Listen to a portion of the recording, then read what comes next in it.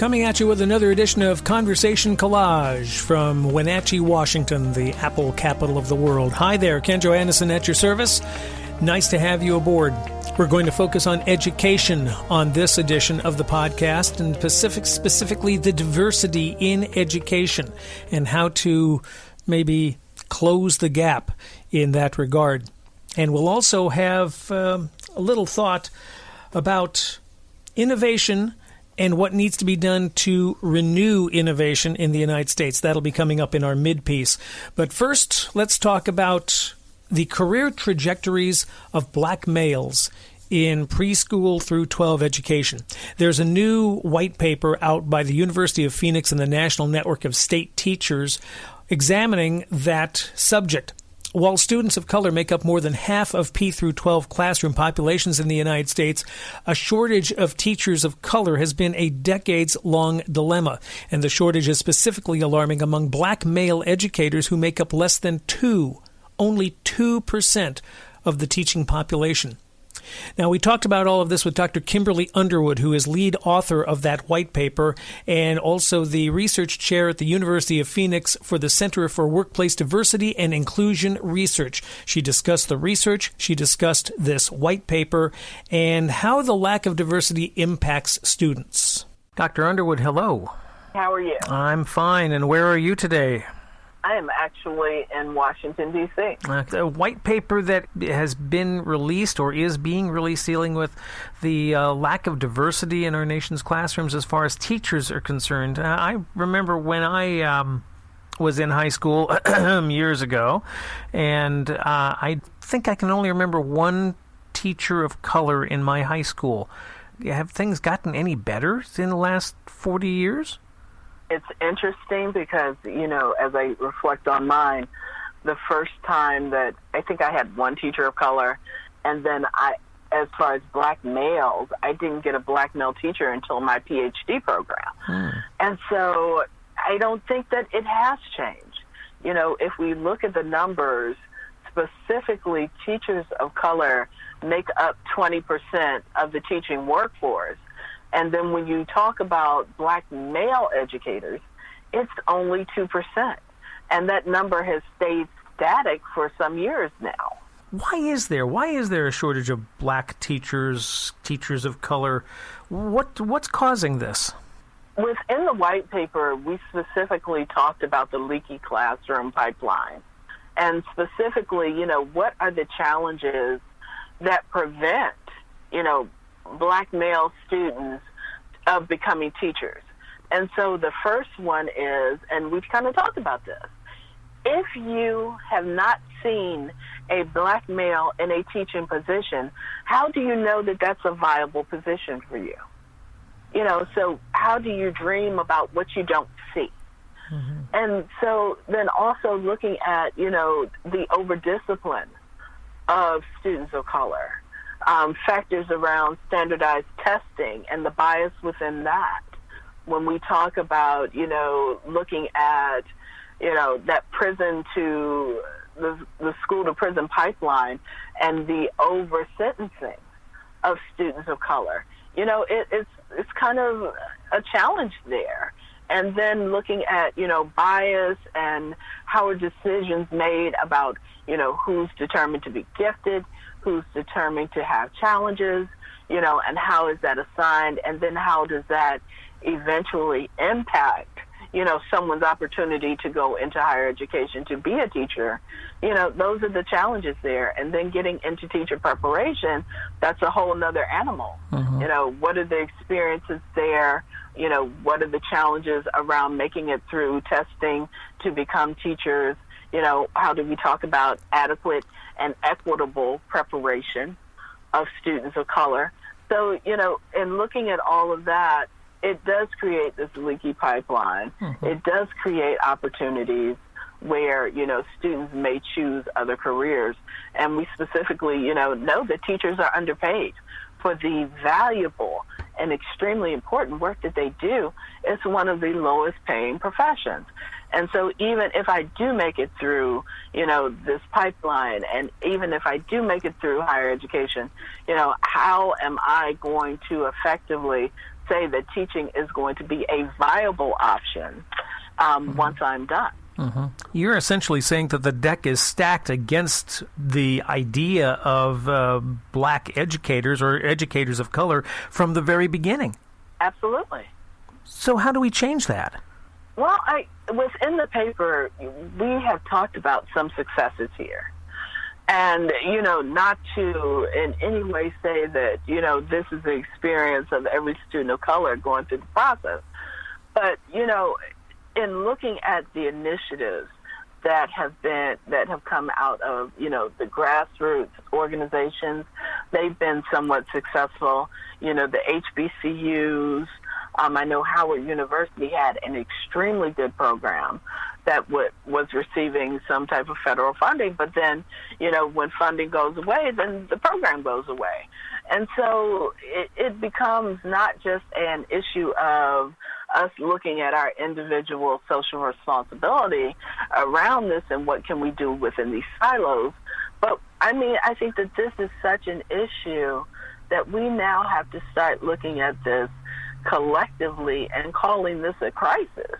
We have to talk about it as far as what it is, because at the end of the day, if we talk about what is the goal of education, which is to build and develop productive citizens, to be, future leaders, future, managers, future doctors, and future educators, let me add that in, then therefore, being able to diversify education and have students thrive and grow and develop within diversity, I think is just critical. And so it has to be collective. It has to start at the national level, and then we have to look at it as a crisis to our school system. Mm-hmm. Are there benefits to having a diverse teacher workforce? Of course. First and foremost, having a diversified workforce in any organization is important. Mm-hmm. So whether we talk about, different types of thought, different ideas, those are the benefits there. But specifically within our research, we looked at, the three schools of thought around, students. And, how do teachers of color, for instance, impact, students? And so we found three. The first being that, teachers of color best educate students of color.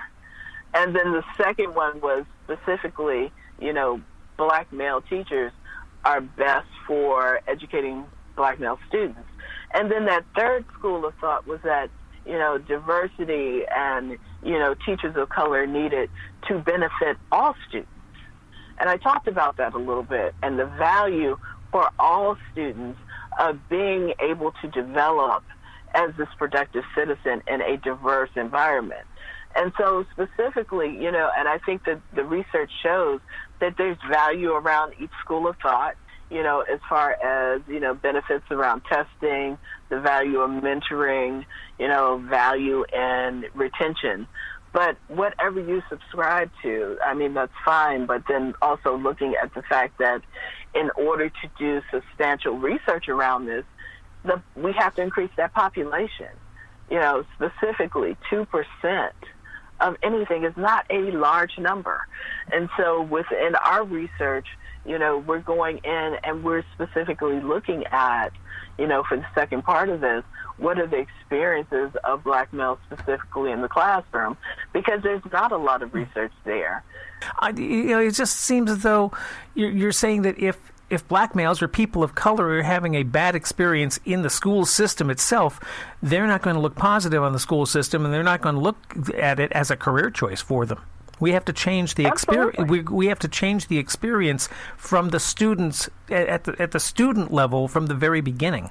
Absolutely. Yeah. And I think that a lot of responsibility has been put on teacher preparation programs to get students of color into their programs, but then also looking at this collectively as far as also what are the experiences within K through 12 that lead to decisions to become teachers as well. And so being able to look at this through, the career trajectory, I think is important.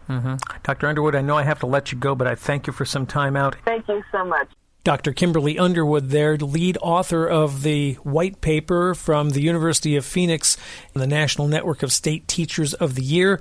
She is the University of Phoenix Research Chair for the Center for Workplace Diversity and Inclusion Research.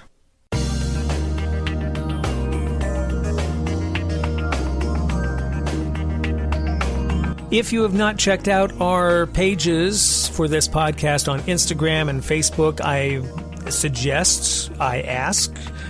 beg and plead with you to go there and check them out and like them. Conversation Collage Podcast is where you can go and find those pages, and we would certainly appreciate you liking them and sharing all this with your friends. Tell your friends that we're around, because the more people we can get into the tent, the better it is for all of us, I think. I get on a daily basis an email from Alan Murray, who is the editor-in-chief of Fortune magazine, and on the day we produce this podcast, the email he sent had some very interesting thoughts in it, and I thought I'd share them with you. From here on, I'm quoting Alan Murray. When it comes to Donald Trump's China policy, there is, as journalist Thomas Friedman puts it, a method to his madness, but also madness to his method. Trump was right to single out China as a challenge facing the U.S., and he showed more courage than his predecessors in confronting China on policies that violate global norms. But his tariffs and tariff threats have, in many cases, been counterproductive, inflicting as much pain on the U.S. as on China. So, what would a more sane U.S. policy look like? Well, first of all, it would include offense as well as defense. That's the message of a new report out from a group assembled by the Council of Foreign Relations entitled Innovation and National Security. Its conclusion, U.S. leadership in innovation is at risk, and the government and the private sector must undertake a comprehensive and urgent response to retain it. A few of its recommendations: restore federal research and development to its historical average, $80 billion more than it is today. Take a moonshot approach to key challenges: AI and data science, battery storage, 5G, synthetic biology, etc. Target debt forgiveness for students in key technology disciplines. Staple a green card to the degrees of overseas students in key technology disciplines. And the report also suggests some selective defense measures, including a targeted effort to stop the theft of scientific knowledge from U.S. universities. And it calls for new international alliances to set global standards for the monitor and control of emerging technologies. Absent a war or imminent threat, national planning has never been America's strong suit. But the current moment in history may call for a change. Faced with the rise of China and a new wave of disruptive technological innovation, the United States must once again make technological preeminence a national goal. That last sentence came from the report from the Council of Foreign Relations. I have quoted from Alan Murray from Fortune magazine there. If you want to go to the report and read it, and I have looked through it, it is very interesting and very informative. I suggest you do it. Go to cfr.org. That's the Council of Foreign Relations website, cfr.org, cfr.org. It's right on the front page there. If you scroll down just a little bit, it's called Innovation and National Security. And that will take you to the report and its conclusions, and it's well worth your time to check it out.